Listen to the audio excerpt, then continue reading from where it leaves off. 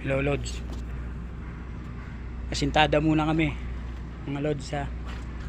Ayan. Asintadahan namin ni Kuya Luloy. Ayan, makikita nyo yung ano, hanggang dun yan. Makikita nyo Lods ha. Tatapusin namin yan hanggang mamaya. Tapos yan makikita nyo nakasintada na yung mamaya. Ganyan kami tumirada ni Boss Luloy mapagmahal. Makikita nyo Lods ha.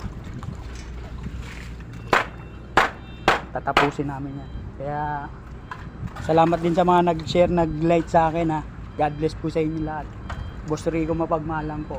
Ayan. Kita nyo.